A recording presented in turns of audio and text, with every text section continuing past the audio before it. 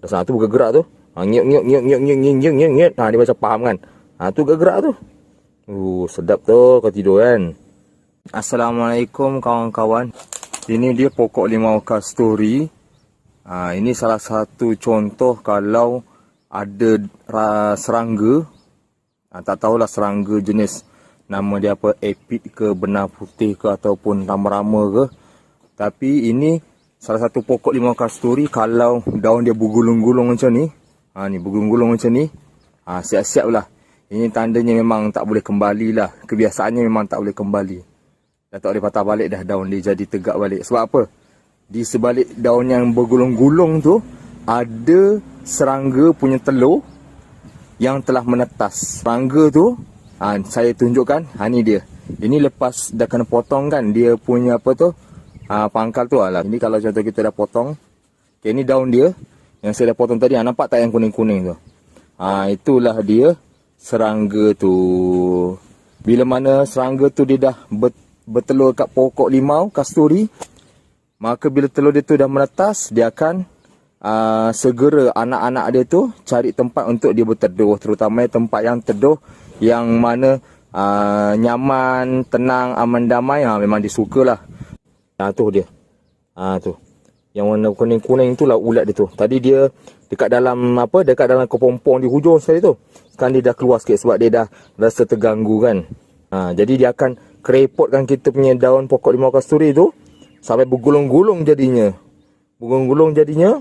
Dia bertelur dalam tu. Kalau ini rasa dah cukup besar dah ni, serangga ni. Kalau yang kecil kita tak nampak. Kalau dah besar jadi macam ni.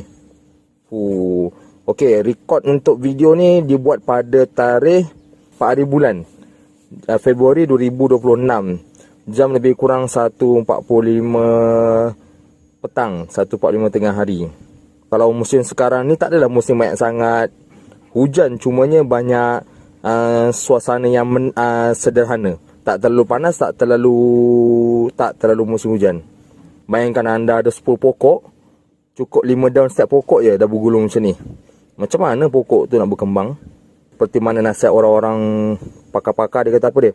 Sebaiknya paling kurang lah nak padu 3 hari sekali. Nak padu 3 hari sekali, kena meracun. Ataupun mungkin pakai akar kayu ke. Akar kayu, semburan tu lah. Tapi saya pun dah sekarang dah inilah akibat malas nak meracun. Habis lah pokok kena serang balik. Lebih kurang ada 10 pokok, 15 pokok ni. Malas nak meracun, ambil kau. Dah sana tu bergerak tu. Nyek nyek nyek nyek nyek nyek nyek nyek. Dia macam faham kan. Tu bergerak tu. Sedap tu kau tidur kan. Sini jelas pula. Tu nyek nyek tu. Dia panas lah tu. Nanti kalau kita taruh kat tempat panas, dia bergerak tu. Ya. Cuba kita try taruh kat tempat panas. Tu dia. Okey. Paling bagus kalau kita ikutkan syur daripada pekebun-kebun, dia kata apa dia? 3 hari sekali meracun. Kalau nak 5 hari sekali. Kalau paling kurang seminggu sekali. Ada orang kata kadang-kadang sebulan sekali. Tapi itulah bergantung kepada kadar serangan.